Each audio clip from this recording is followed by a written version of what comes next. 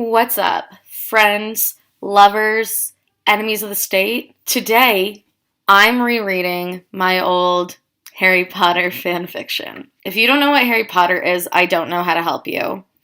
If you do, well, then good for you, because that's what this is about. I started writing this when I was, I think, 12 or 13 years old. Back when I was old enough to know that I wanted to be a writer, and also loved Harry Potter more than fucking anything else in this world. I wrote a fan fiction that's a little famous. It's somewhat famous. It still is up on uh, it's still up on Wattpad, DeviantArt, and fanfiction because I'm that bitch that knows how to market themselves. Um, but I'm just gonna be looking at the Wattpad one because I know how to find that one. Um, on Wattpad, it has over 20,000 reads and over 400 votes, which means a lot of people fucking like this. I was still getting comments up until like a year or two ago asking me to bring it back, and I tried at one point, and then I just like, I'm just really not into fan fiction anymore. Um, Personally, I also think that maybe fiction might not even be my thing anymore.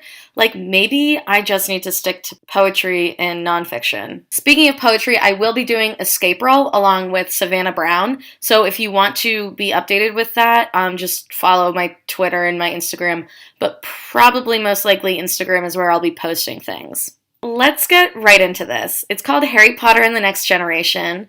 I was very into Albus and Scorpius. And then Harry Potter and the Cursed Child came out, and then I was like, it's already been done. There's no point to fanfiction about this group of children. Let's start with chapter 1. Professor McGonagall led the students to the front of the Great Hall for the umpteenth time. She was getting too old for this.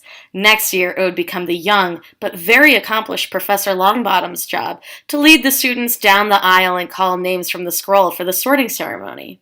McGonagall would have given it up this year, but the children of some past students she cared very much for would begin their time at Hogwarts this year. The reason McGonagall is still here is because I didn't know who would do this if McGonagall wasn't here, and if McGonagall wasn't here, it felt weird. So I was like, McGonagall's just gonna live forever, dude. She stood atop the stage, standing next to a stool with the sorting hat sitting on it, and she opened the scroll to read the names.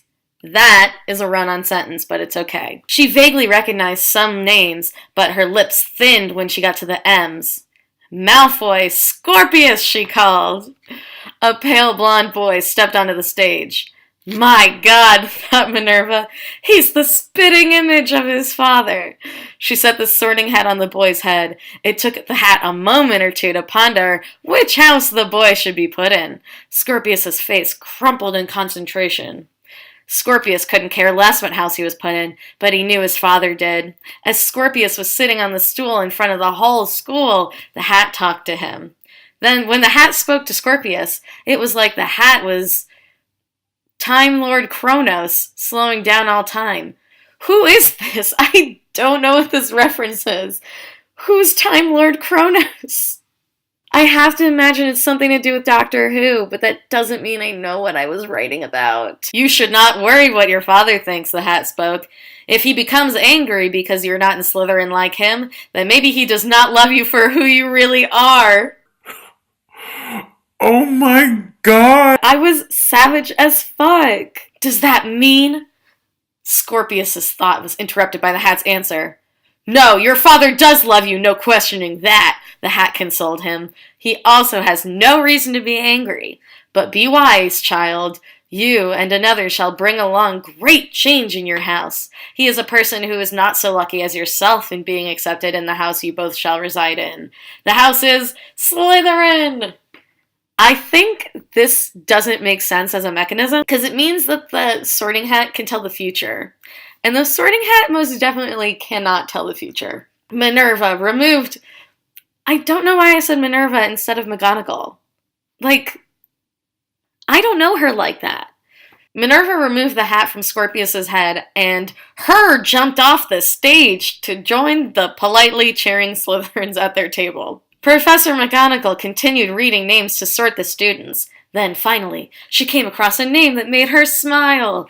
Just last year, she had called up his older brother to have him sorted into Gryffindor. She hoped to have the same happen to his younger brother. It made McGonagall sad to think that she wouldn't be able to call his sister's name the last of the three. That phrasing sucks. She knew she wouldn't be able to stand up there for the whole ceremony in 2 years, considering her current physical condition. It was so unlikely that she would be able to outlive the number of years Professor Dumbledore had been able to endure the task. "Potter! Albus!" she called, proudly showing her smile. Why did I write like this? In the audience, James Potter, Albus's older brother, sat with a wide smile on his face, his heart beating with anticipation. He pictured his little brother sitting with him at the feast in a few minutes, and he couldn't help but feel prematurely proud of his brother. Albus stepped onto the stage and sat on the stool. Professor McGonagall set the sorting hat down on his head. Time became liquid and seemed to be as thick as tree sap. "I've been waiting for you," the sorting hat told Albus. "Don't be frightened. You are to be in the same house as that Malfoy son." Albus's eyes bugged out. What would his brother say? His father? His mother? The rest of his family? His father said it didn't matter, but he didn't know how anyone else would react. "The two of you will bring about a great change, not only in that house, but in all of Hogwarts." The hat continued, "There is nothing to fear, boy. You should not be scared of destiny because you will be great in Slytherin." The room was silent. James's mouth hung agape in an O shape. Professor McGonagall nearly had a stroke where she stood. Professor Longbottom almost exclaimed aloud, "No!" and demanded a resort, but he held his tongue. The first person in the room to recover was Scorpius Malfoy, who knew that Albus was going to be his partner in changing the House of Slytherin. He broke the silence by being the first to clap politely. Albus stepped off the stage and sat down at the Slytherin table next to Scorpius.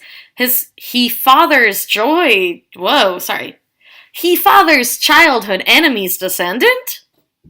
Great. It took a while for the rest of the school to recover from the shock of Albus's sorting, in which time Luna Lovegood's sons, Lorcan and Lysander Scamander, who were both sorted into Hufflepuff, the House of Spares, for who knows what reason.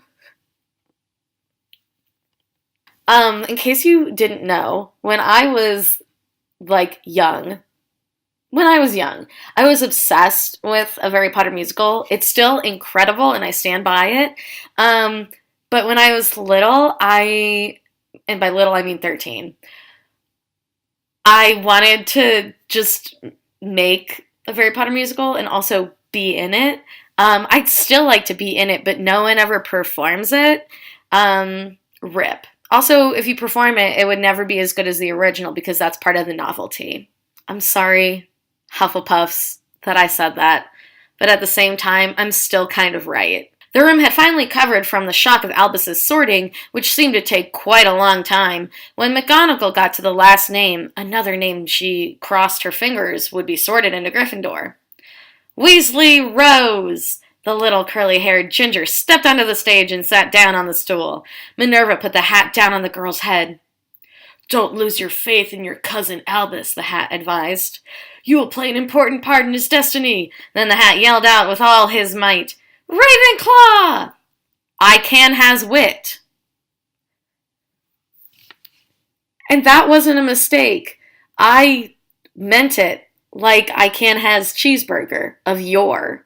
I hate myself. Well, at least Rose knew that her parents had a clue that this would probably be her house. They'd accept her the way she was, as they always had. McGonagall pressed her lips together in bitter disappointment. As Rose walked down the stairs to her table and McGonagall rolled up the scroll, she thought to herself, "This is going to be one sad year for Gryffindor." I'm so dramatic. TBH, that was way better than I remember it being. So I kind of stan. It's only been 12 minutes. I think I can knock out another chapter really quickly. Chapter 2. The feast began, and almost immediately the room became alive with sound. Voices all around were making conversation. It was a very pleasant sight, especially after that sad sorting ceremony. Albus scooped some mashed potatoes onto his plate. Then he picked up a drumstick and began chewing it. Once he was done picking off and eating the meat, he stabbed sadly at his mashed potatoes.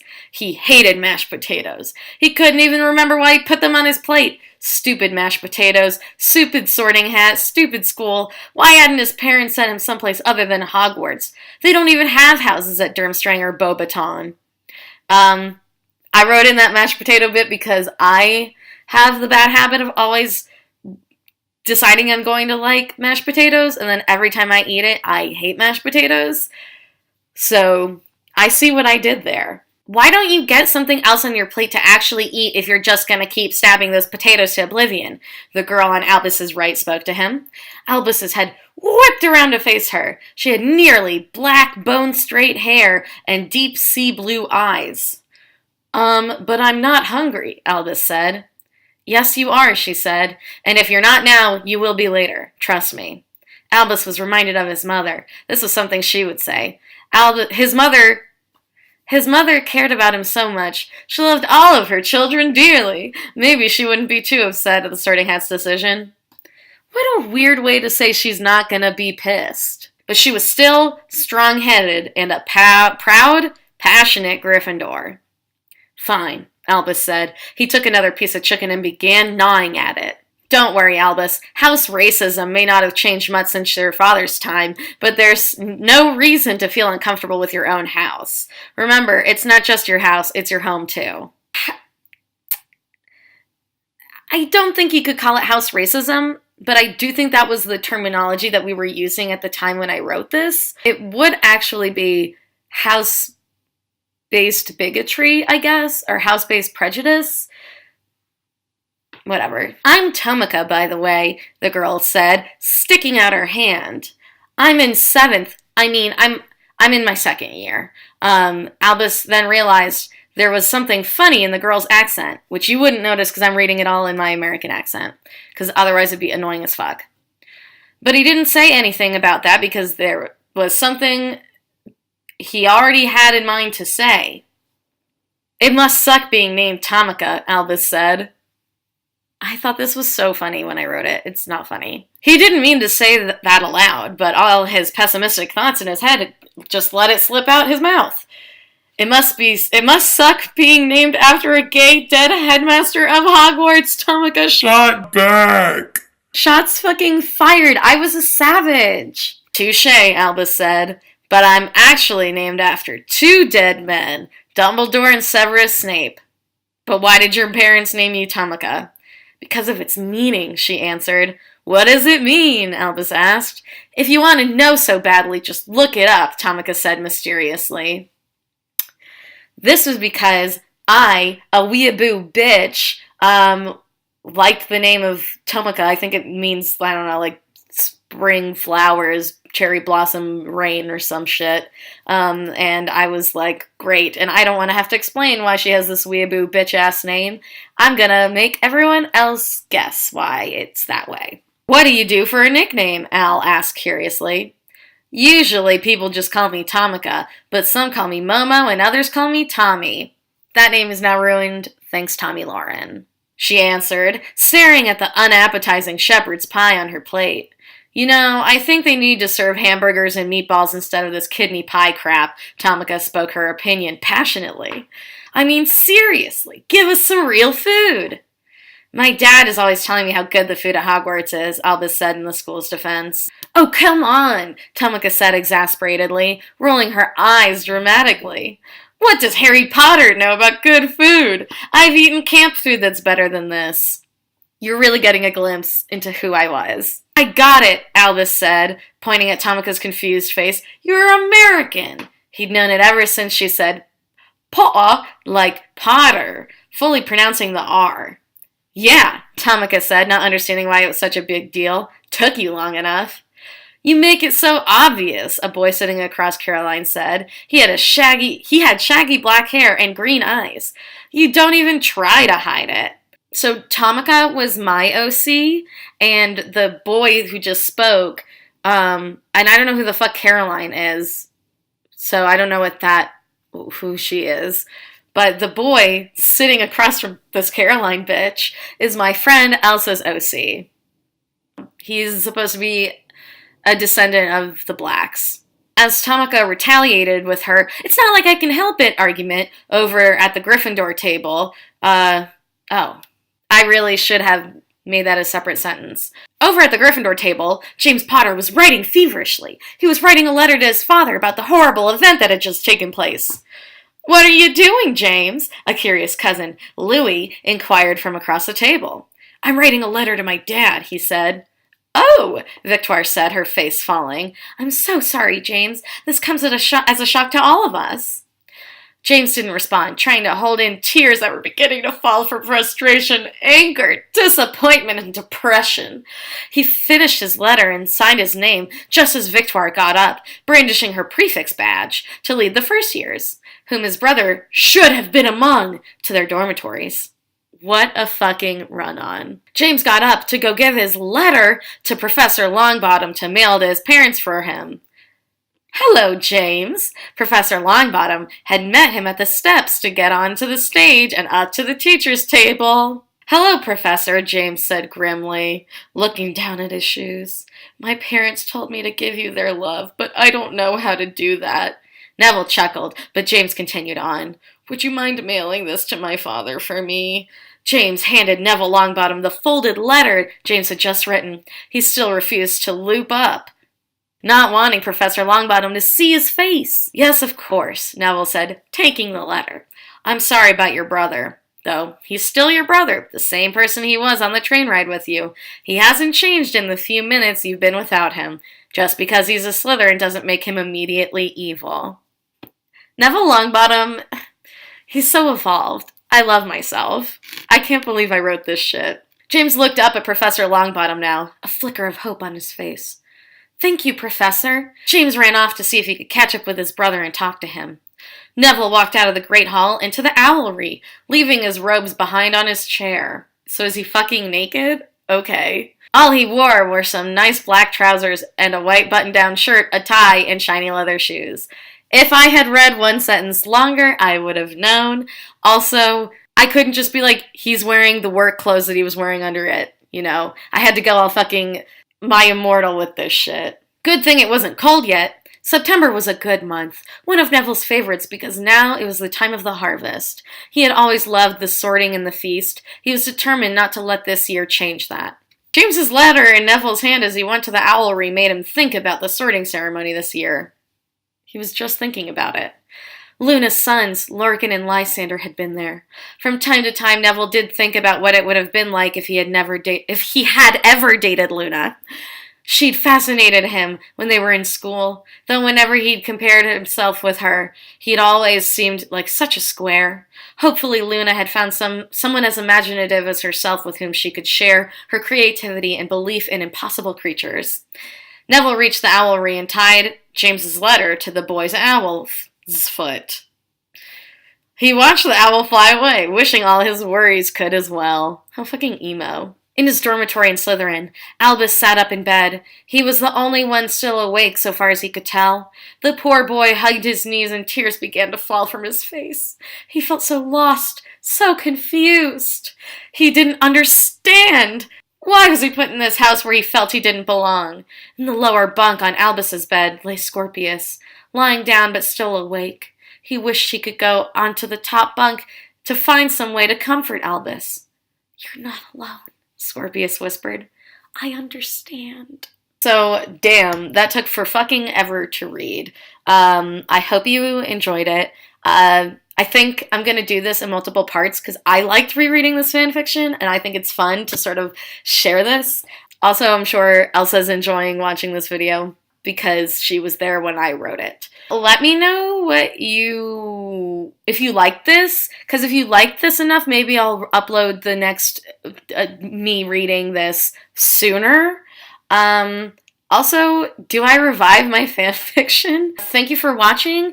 You can feel free to support me. All of my links are down below. I have other creative projects that you can find there. I have all my social media linked down there, and I have PayPal and Patreon so that I can afford editing software, which is how I continue to make these videos for you guys. Thank you so much for watching, and I will see you next time.